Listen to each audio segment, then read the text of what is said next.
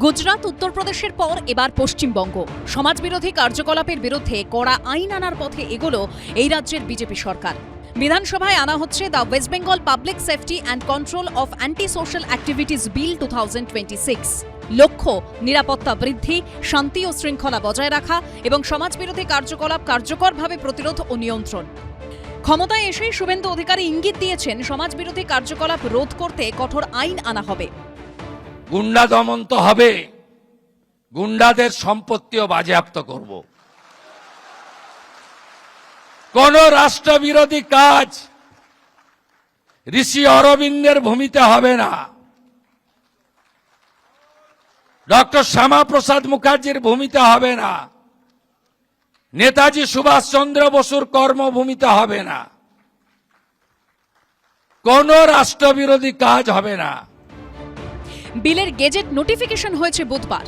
বিলে স্পষ্ট বলা হয়েছে, সমাজবিরোধী কার্যকলাপ বলতে এমন কার্যকলাপ বোঝাবে যা প্রত্যক্ষ বা পরোক্ষভাবে সাধারণ মানুষ বা তাদের একাংশের মধ্যে আতঙ্ক, বিপদ, ভয় বা নিরাপত্তাহীনতা সৃষ্টি করে বা করার সম্ভাবনা তৈরি করে, মানুষের জীবন, ব্যক্তি বা সম্পত্তির জন্য গুরুতর বিপদ সৃষ্টি করে, শৃঙ্খলা বা শান্তি বিঘ্নিত করে, কোনো অধিকার বা বৈধ ব্যবসা, বাণিজ্য, পেশা বা জীবিকায় বাধা সৃষ্টি করে, কাউকে স্থাবর বা অস্থাবর সম্পত্তি থেকে বেআইনিভাবে উচ্ছেদ করে, সরকারি বা ব্যক্তিগত সম্পত্তির উল্লেখযোগ্য ক্ষতি অথবা খনি, পাথর খাদান, বালি তোলা, বনজ সম্পদ বা বন্যপ্রাণী সংক্রান্ত যে কোনো অবৈধ কার্যকলাপ যা সরকারি কোষাগারের বড় ক্ষতি করে।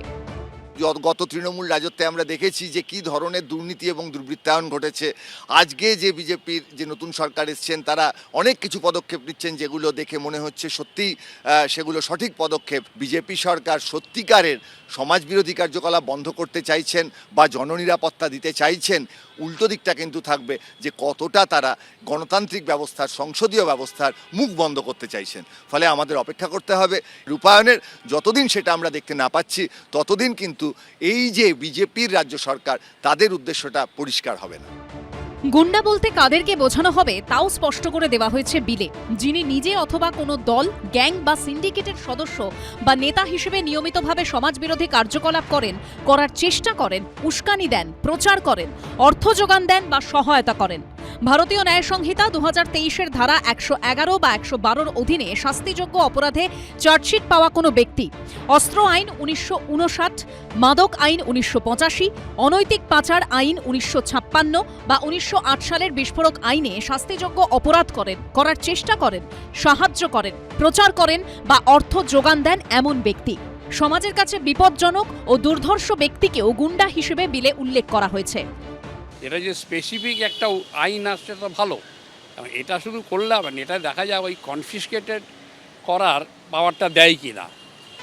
আইন যা হচ্ছে এবং আরও করা উচিত করুক, কিন্তু একটাই জিনিস লক্ষ্য রাখতে হবে, আইনের অপব্যবহার না হয়, প্রকৃত দোষী যারা তাদের উপরেই যেন প্রয়োগ করা হয়। এগুলো এফেক্টিভ হবে যদি এগুলো টাইমে চার্জশিট দিয়ে কনভিকশন করানোর ট্রায়ালটা শুরু করাতে পারে। কিন্তু কিভাবে কাউকে আটক করা হবে, কার রিপোর্টের ভিত্তিতেই বা তা করা হবে? বলা হয়েছে, কোনো সন্দেহভাজন ব্যক্তিকে আটক করতে হলে পুলিশ সুপার বা তার ওপরের পদমর্যাদার আধিকারিকের রিপোর্ট লাগবে। সেই রিপোর্টের ভিত্তিতে রাজ্য সরকার আটকের নির্দেশ দিতে পারবে। গত 7 বছরের মধ্যে কোনো ব্যক্তি যদি কোনো অপরাধে অন্তত একবার আদালতে দোষী সাব্যস্ত হয়ে থাকেন অথবা একই ঘটনার অংশ নয় এমন কমপক্ষে 3টি পৃথক মামলায় চার্জশিটভুক্ত হয়ে থাকেন, তাকেও আটক করা যাবে। সিপি বা ডিএম আটকের নির্দেশ দিলে অভিযুক্ত ব্যক্তির বিরুদ্ধে থাকা তথ্য প্রমাণ দিয়ে অবিলম্বে রাজ্যের ডিজিপিকে জানাতে হবে। এই অসামাজিক কার্যকলাপকে জামিন অযোগ্য করার নির্দেশ দেওয়া হয়েছে। পাশাপাশি পুলিশকে বলা হলো দেখতে হবে যে গত 7 বছরে তার কি অপরাধে নজির আছে। যদি পুলিশ মনে করে, মানে পুলিশ সুপার বা পুলিশ কমিশনারকে এমন অথরিটি দেওয়া হলো যে তাঁরা মনে করলে এই প্রতিরোধমূলক আটক করতে পারেন, যার সর্বোচ্চ মেয়াদ হতে পারে 12 মাস। আমরা অতীতে বারবার দেখেছি এ ধরনের আইনের অপব্যবহার পুলিশ করে থাকতে পারে। আমরা আইন প্রণেতাদের সদিচ্ছা নিয়ে প্রশ্ন তুলছি না, আমরা প্রশ্ন তুলছি অপব্যবহার হবে না তো এই আইনটা।